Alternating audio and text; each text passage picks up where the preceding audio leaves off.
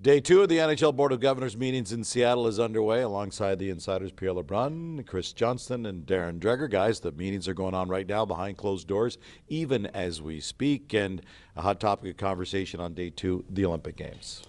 Yeah, it's a bit of a time crunch now.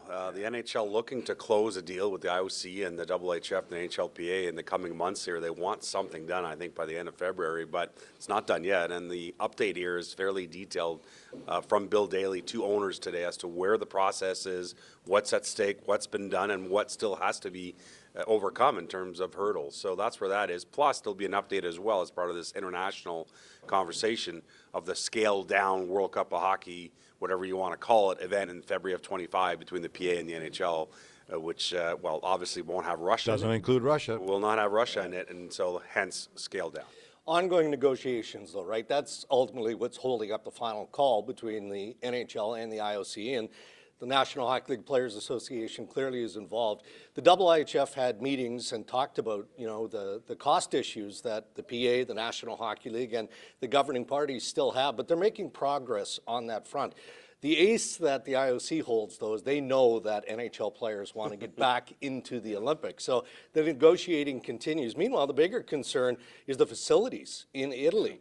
They're not that far advanced in terms of building the new arena that will house many of the Olympic Games. They're aware that hockey's part of the Winter Olympics. Yeah, right? well, they need to get after it, yeah.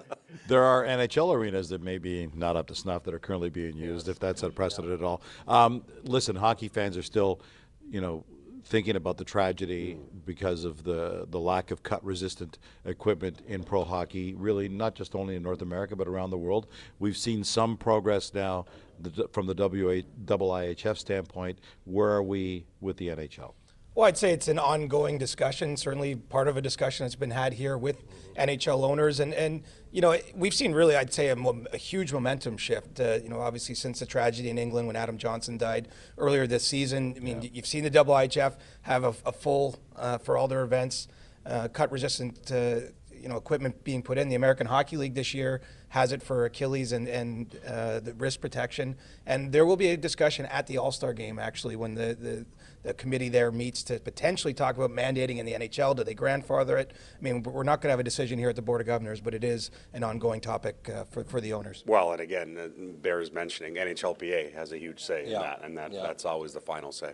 And some significant news from our cohort at RDS, Francois Gagnon, about the Montreal Canadiens and overseas games. Yeah, hoping to play a game or two in Paris for the 25-25 season. We expect Jeff Molson, the Habs owner, to chat about that after the Board of Governors meeting. All right. As soon as they come out, we'll hear from them, and then we'll get back to you with an update from the Board of Governors meetings here in Seattle.